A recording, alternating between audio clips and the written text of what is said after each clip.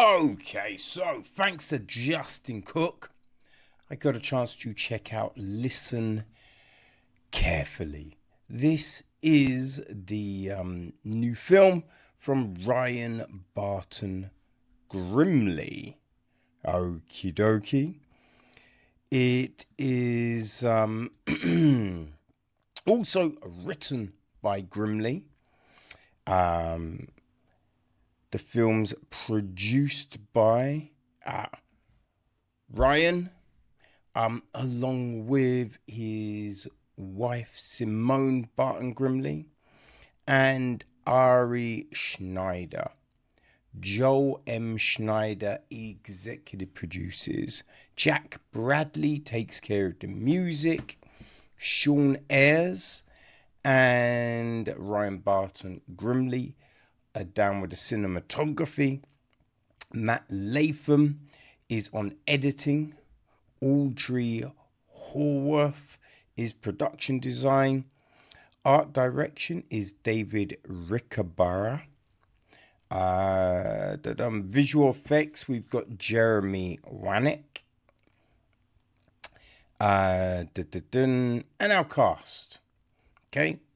So Ryan Barton-Grimley also stars in the film as Andy.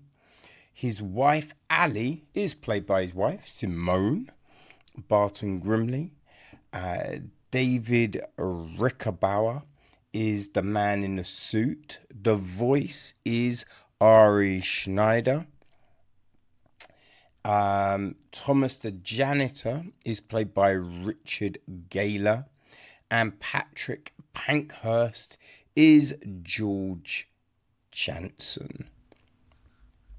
So the gist of things. Where are we? Here we go. When troubled assistant bank manager Andy McNeary's baby daughter goes missing, he must follow the instructions of a mysterious voice on the other end of a baby monitor to save her before she disappears forever. Dum, dum, dum. So we do have a director's statement. It reads, Listen Carefully is a psychological horror feature film about corrupt assistant bank manager Andy McNeary, who has his baby daughter Abby stolen from him one night when his wife goes out with friends. The story is based on a nightmare I had in 2018. For context, my family and I were staying the weekend with my parents in a small beach town in Central California that is very, very quiet. We had a nice family meal at a local Mexican restaurant, indulging in lots of spicy food and a few too many margaritas.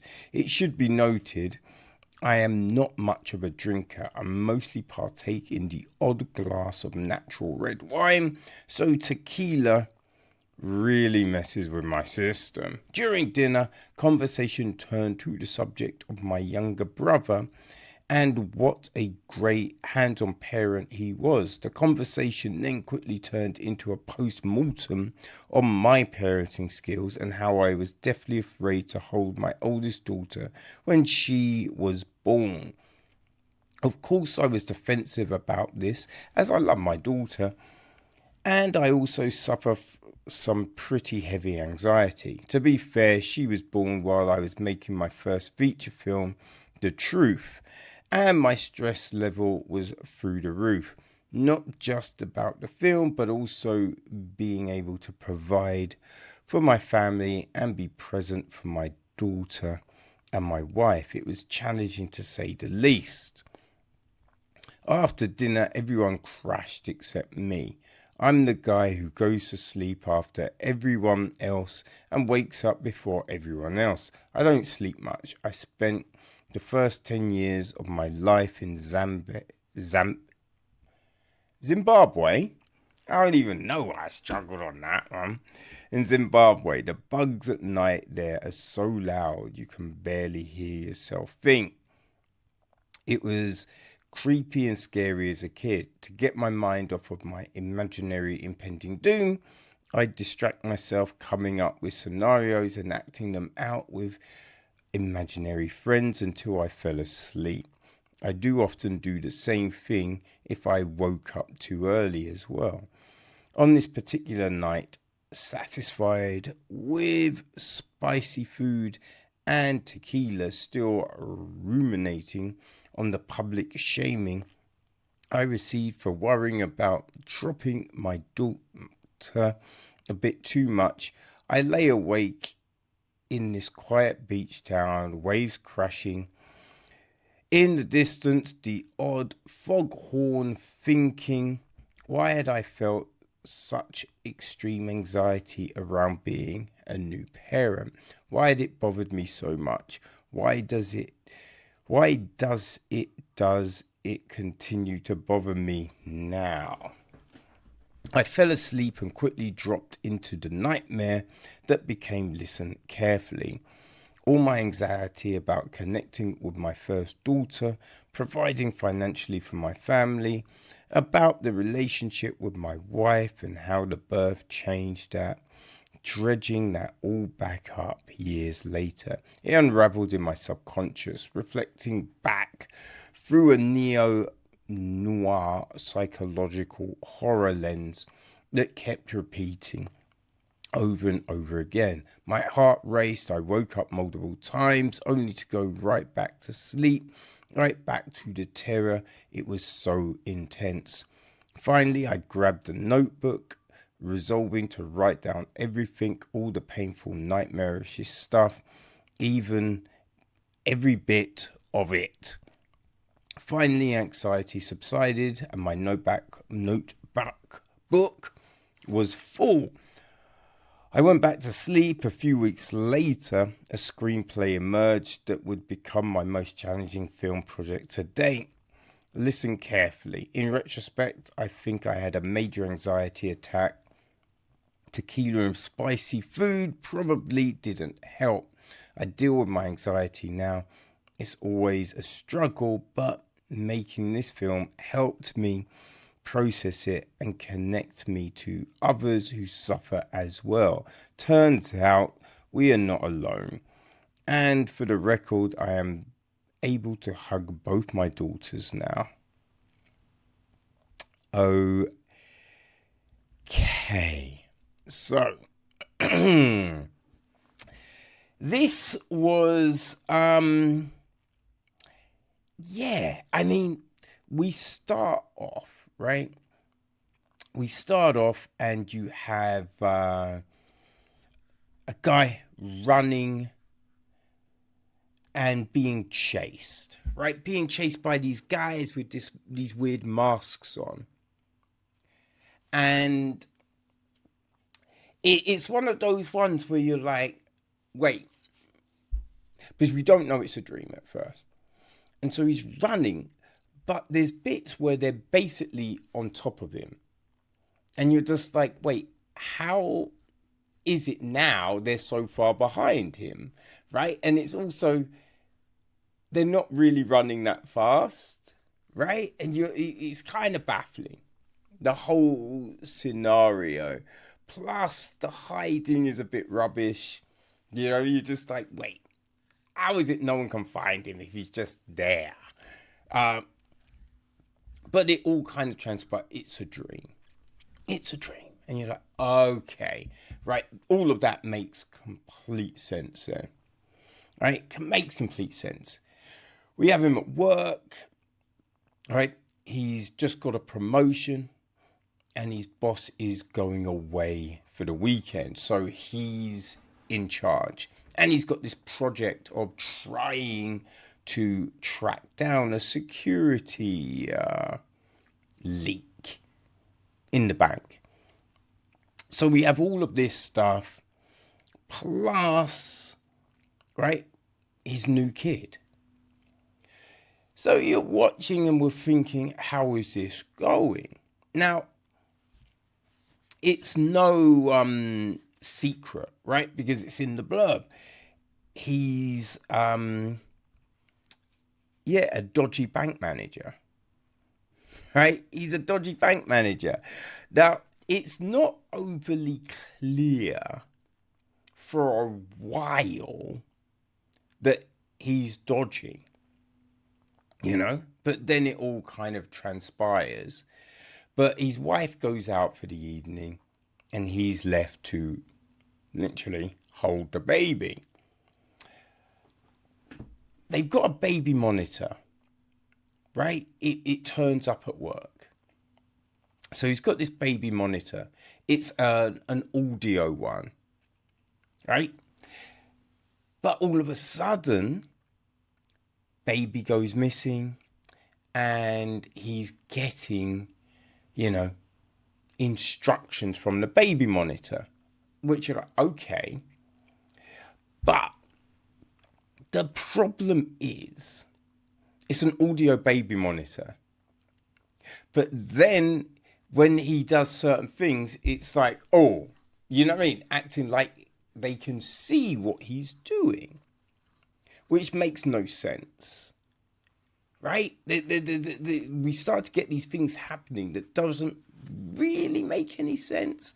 Like, even they're on the ground, like the baby's room is on the ground floor. You're not opening the window, right? You're not opening up the window wide. Like, you just think no one in their right mind would do that. You know what I mean? There's no logical reason to do that, right? And if you have a window open, you'd have there'd be some sort of security to stop. But yeah, so we have that issue. We have like this whole baby monitor situation where it's just like, wait, if it's audio, how do they know what he's doing? You know what I mean? Like, how do they know what he's doing? Because there was times when they're like, oh, don't do this thing. But then other times where it's just like, wait, so can they see him or can they not see him? So I think it's establishing what actually is the thing, right? Because then that helps the viewer, right? It gives you the peril. It gives you the understanding of, oh, this is off the table, or maybe he could, right? But if it's just like random, yeah, it's hard for you to really kind of, get tied into all of this. So we have this going on. And then there's these weird things, like at work, like the whole thing with the hammer, where you just like, surely you would hide the hammer, especially if you think they can see what you're doing, You're just like, what? It's just these odd things. Now we keep on having him like get into this whole sleep nightmare where he's being chased and all of this. It does seem that throughout the film, he is wearing kind of a different shirt. Sometimes it's not like crazily different from the one we see him wearing at the beginning. And I think that this is an indication of like kind of the dream states. I might be wrong there. Right? I might be wrong. But that's what it seemed like. That, oh, is the shirt color showing? Right? This isn't prime Andy, as it were. Right? This is Dreamscape Andy. This is other Dream Andy. But yeah. So I'm wondering if that was the thing. Like, So we have all of this. But then there's this whole odd thing with another baby monitor, and you're just like, well, that doesn't make any sense, right? Like, you're just like, wait, that makes no sense, because how would anyone know, right? we just have all of these things that are a bit peculiar. And we have him going on these sprawling adventures, kind of. Right? These weird adventures. Plus, the whole thing with the money. Right? And there's a bit where he drops money and then a car, like someone in a car, gets out and takes the money. And you're just like, how would they even see that? You know what I mean? Like, you just think, if you're you're not going to see the money on the floor. It's nighttime. So there's a lot that just feels like it's, not making sense. Right? There's this idea, like in his statement, he talks about this idea, had this dream, and he's just like, that will be the thing.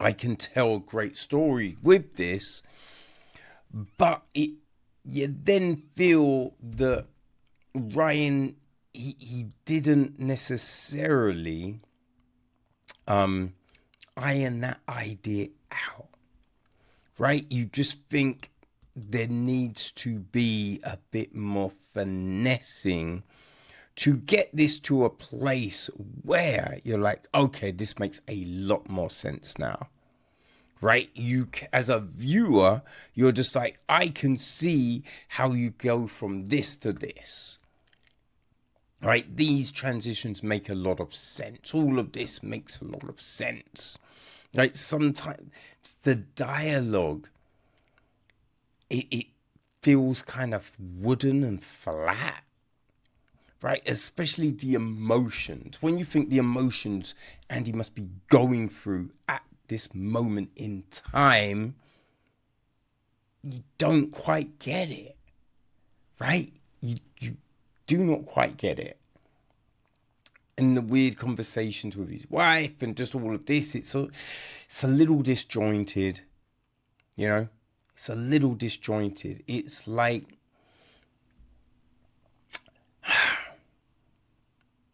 how much polish went into this? Now, that might sound harsh, right? Obviously, everyone's trying to make a great film, right? Trying to make a great film and trying to get across this anxiety, right, that Ryan was feeling. This situation, these thoughts about being a parent and, finances and child caring and, right, he's trying to get all of this down to make this film, but it doesn't quite work, right? The relationship with the wife doesn't really come across that well. Which is ironic, because they are a married couple. It's like you want to like it because it's kind of interesting, but it doesn't quite work as a whole. You think maybe this would have been better as a short film, Maybe this would be better as a short film, especially with the way it ends, because it is very unsatisfying, right? It's very unsatisfying. We get this thing that, well, I can't even really allude, because that will, you'll get where it's going. And I think there's a part in the film where you do kind of think they wouldn't do this, right? There's no way they would do this thing. And unfortunately, they do the thing. They do the thing. Which is a shame. Is a shame. But I think if you like these kind of odd indie horror films, right? If that's your thing, then I think you might enjoy this. It is reminiscent of some of those Shudder films of late that we've looked at. It is, yeah. So if you've enjoyed a lot of the recent Shudder films, then maybe you'll listen carefully. It's not terrible, but you just think it could have been stronger. But it is out now on all major VODs. We got the links on the website, so if you want to check it out, boom, go have fun. Listen carefully.